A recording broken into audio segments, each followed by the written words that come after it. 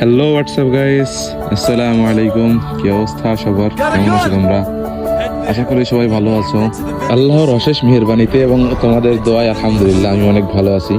আমি আছি তোমাদের সাথে এসআর গেমিং ওরফে এসকে রাফসান গেমার।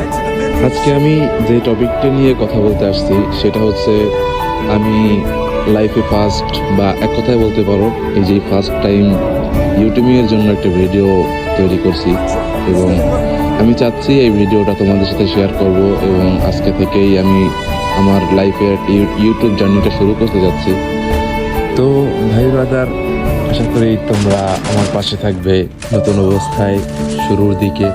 তোমরা আমার পাশে থাকবে ইনশাল্লাহ, আমিও তোমাদেরকে শুরুর থেকেই মনে রাখবো, আজীবন মনে রাখবো।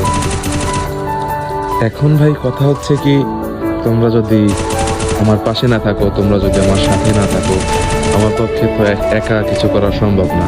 হ্যাঁ, ইনশাল্লাহ আল্লাহ সবার সাথে আছেন, আল্লাহ তাআলা সবার সাথে আছেন, আল্লাহ তাআলা আমার সাথেও আছেন ইনশাল্লাহ। এখন তোমাদেরও তো সাপোর্ট দরকার, তাই না? তোমরা সাপোর্ট করবা, তোমাদের সাপোর্টেই তো ইনশাল্লাহ কিছু একটা ভবিষ্যতে আমিও কিছু একটা করবো ইনশাল্লাহ। আসলে ভাই কথা হচ্ছে কি, আমি আগে পরে কখনো নিজের ভয়েস দিয়ে বা নিজের কোনো দিয়ে কোনো ভিডিও মেক করিনি, তো তাই একটু ঘাবড়ায় যাচ্ছি। তো চলো শুরু করা যাক। আমার ইউটিউবে বা ফেসবুকে আসার মূলত কিছু রিজন বা কিছু কারণ আমার রয়েছে মনে করো, যেমন শুরু থেকে হচ্ছে আমার যখন থেকে আমি ফ্রি ফায়ারটা শুরু করি তখন হচ্ছে 2019 সাল চলে। ওই সালে আমি গেমটা খেলা শুরু করি এবং 19 সাল থেকেই আমি মিস্টার ত্রিপুলার ভাইকে চিনি। তো মিস্টার ত্রিপুলার ভাইয়ের ভিডিও দেখতাম, মিস্টার ত্রিপুলার ভাইয়ের ভিডিও দেখে হচ্ছে ফ্রি ফায়ার গেমটাকে চেনা এবং তার ভিডিওর মাধ্যমেই হচ্ছে আমার এই ফ্রি ফায়ার গেমে আসা। এবং তার ভিডিও দেখে তখন থেকে আমার ইচ্ছা ছিল যে আমিও ইউটিউবিং করবো একদিন, কিন্তু হয়তো সময়ের কারণে বা অনিচ্ছার কারণে করা হয় নাই, বা এক কথায় বলতে পারো শুধু মনেই ভাবতাম, ঠিক আছে, আর মনে মনে ভাবতাম যে খেলা যতদিন না ভালো হবে, গেম খেলা চালু হবে, ভালো প্লেয়ার হব, তারপর আমি ইউটিউবিং শুরু করবো। আসলে এটা ঠিক না, বুঝছো? গেম খেলা যতটুকুই পারি না কেন প্রথম থেকেই শুরু করা উচিত ছিল আমার। তো যাই হোক, এখন থেকে আমার ইউটিউবিং শুরু করার মূলত কিছু কারণ রয়েছে। যেমন ধরো, মূলত কারণের ভিতরে বিশেষ করে একটা কারণ যেটা হচ্ছে আমাকে একটু বেশি করে ইউটিউবের দিকে আগ্রহ করে দিচ্ছে বা আমার ইচ্ছার ভিতরে বেশি করে একটু আনছে। সেটা হচ্ছে কি, আসলে ভাই কিছুদিন আগে হচ্ছে আমি আজকে হচ্ছে 29 তারিখ, আমি 26 তারিখ অথবা 25 তারিখে একটা লাইভ স্ট্রিম দেখতেছিলাম। কোন গেমার বা কে লাইভ স্ট্রিমে ছিল সেটা আমি তোমাদেরকে বলবো না। তো আমি লাইভ স্ট্রিমে ঢুকছি, দেখি লাইভ ওয়াচিং একজন, আর সেটাও আমি। তারপরে আমি তাদের কমেন্টে অনেকক্ষণ ধরে করলাম যে ভাই, আমি আপনাদের সাথে একটু গেম খেলতে চাই, একটু টিম কোড দেন আমাকে, একটু নেম করতে। তারা লাইভ স্ট্রিম করতেছে, কোনো লাইভ স্ট্রিমের ভিতরে কমেন্টের কোনো জবাব নেই। এরপরে আমি অনেকক্ষণ, প্রায় 1 ঘন্টার মতো বসে তাদের লাইভ স্ট্রিম দেখতেছি, কোনো গরজ নেই আমার মধ্যে। তারা যে একেবারে অনেক ভালো খেলতেছে বা অনেক কি করতেছে সেরকমটাও কিন্তু না।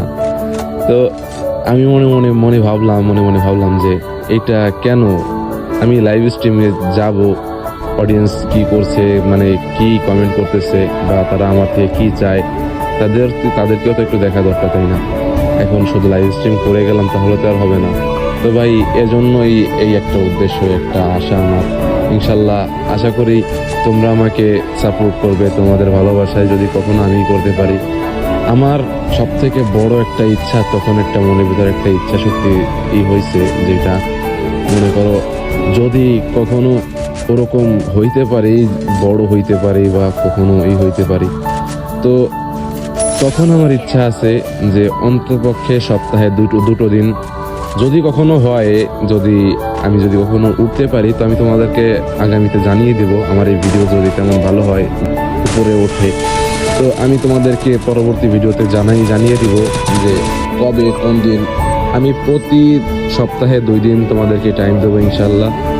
আর 2 দিনে 4 ঘন্টা করে 8 ঘন্টা টাইম দিব, যে 8 ঘন্টা শুধুমাত্র তোমাদের সাথে আড্ডা মারার জন্য, একটা ম্যাচ খেলার জন্য, সবার সাথে গল্প করার জন্য একটা লাইভ স্ট্রিমে আসবো। লাইভ স্ট্রিমে সবার সাথে এতটুকু টাইম আমি গল্প করার জন্য বা আড্ডা মারার জন্য ইনশাল্লাহ আসবো, এতটুকু আশা আছে। আর আমি যে রিজনটা নিয়ে শুরু করতে যাচ্ছি বা আমি যে ইচ্ছাটা করছি সেটা আমার মনে হয় না আগে পরে কখনো কোনো ইউটিউবাররা করছে বা কোনো ইউটিউবার এরকমটা করছে যে সপ্তাহে 2 দিন টাইম দিবে তোমাদেরকে, তোমাদের সাথে গল্প করার জন্য, তোমাদের সাথে আড্ডা মারার জন্য, টিম কোর্টে যাবে, তোমাদের সাথে গল্প করবে। এটা আসলে আগে পরে আমি দেখিও নাই, আমার মনে হয় না কোনো ইউটিউবার করছে। আমি 4 ঘন্টা করে টাইম দেবো ইনশাল্লাহ, 4 ঘন্টা হোক 3 ঘন্টা হোক তোমাদেরকে টাইম দিব, তোমাদের সাথে গল্প করব। তো এতটুকু আমার ইচ্ছা আছে, এতটুকু আমার আশা আছে।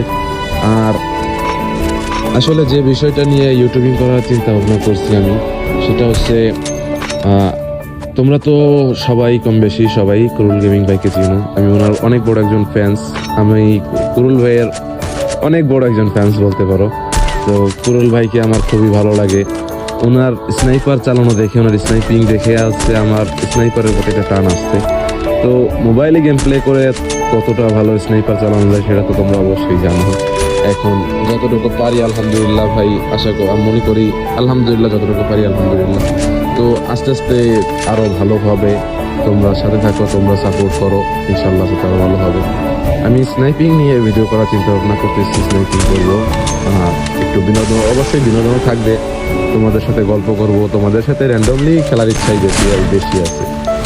তোমরা অডিয়েন্স ভাই, তোমাদেরকে যদি টাইম দিতে না পারি ভাই, তাহলে কেমন ইউটিউবার হইলাম, কেমন একজন হইলাম বলো? তো আমার মূলত ইচ্ছা বা আমার মূলত শখ আছে যে আমি সবার মনে একটুখানি জায়গা নিব, সবার মনে ছোট একটু করে জায়গা থাকবে, সবাই আমাকে চিনবে, ভালোবাসবে, এতটুকুই ভাই আমার ইচ্ছা আছে, এতটুকুই। সেটা তো শুরুতেই তোমাদেরকে বললাম। আর সবাই দোয়া করো ভাই, এবং স্ক্রিনে যে গেম প্লে দেখতেছো সেটা আমার মোবাইল দিয়ে, আমি একজন মোবাইল প্লেয়ার, আমি মোবাইল দিয়েই গেম প্লে করি। এটা আমার নিজের গেম প্লে, তেমন ভালো না হলে ইনশাল্লাহ আস্তে আস্তে হবে ভালো। সবাই দোয়া করো আর সাপোর্ট করো, ইনশাল্লাহ ভবিষ্যতে ইনশাল্লাহ আমরাও কিছু করবো ভাই, দোয়া করো। তোমরা গেম প্লে এনজয় করতে থাকো, আর এদিকে আমি তোমাদেরকে ছোট একটা গল্প শোনাই। আর এই গল্পটা শোনানোর শেষেই ইনশাল্লাহ আজকের ভিডিও এই পর্যন্ত শেষ হবে। গল্পটা শেষেই ভিডিও শেষ করে দিব। আমি তখন ক্লাস 3-তে পড়ি। ক্লাস 3-তে পড়াকালীন সময় আমাদের ক্লাসমেট ইমন নামে একটা ছেলে ছিল, বুঝছো? ইমন ছেলেটা একটু রসিকতা টাইপের ছিল, অনেক রসিক টাইপের ছিল, একটু দুষ্টু ছিল বেশি।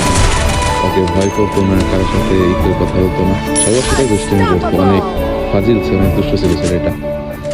তো একদিন আমাদেরকে স্যার হোমওয়ার্ক দিছে, পরের দিন হোমওয়ার্ক করার জন্য বলছে। আমরা অধিকাংশ ছেলেরাই হোমওয়ার্ক করিনি, তার ভিতরে ইমন যে ছেলেটা ছিল সে ছেলেটা হোমওয়ার্ক করে নাই সেদিন, বুঝছো?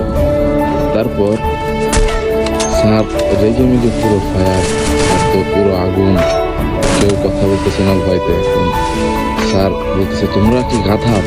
তোমাকে নিজেকে কি মনে করো? সব একটা গাধা দল। আচ্ছা, এখানে সবথেকে বড় গাধা কে? সে দাঁড়িয়ে যাও, দেখি এখানে সব থেকে বড় গাধা কে। হ্যাঁ, এই কথা যখন বলছে তখন আমাদের ক্লাসমেট যে ছেলেটা, ওই ইমন ছেলেটা, ও আমার বেস্ট ফ্রেন্ড ছিল একটা ভাই। তো ইমন ছেলেটা ও দাঁড়িয়ে গেছে। হ্যাঁ, দাঁড়িয়ে গেলে সবাই হতভম্ব, কি হলো? সবাই চুপ করে দাঁড়ায় আছে যে কেন, আমরা সবাই ভয়তে বাঁচতেছি না, আর ওদিকেও দাঁড়ায় গেছে। এখন স্যার বললো, কিরে বেয়াদব, তুই দাঁড়ালি কেন? এখন বলতে, স্যার আপনি একা একা দাঁড়ায় আছেন, বিষয়টা কেমন দেখায় না, এই জন্য আমিও দাঁড়ানো।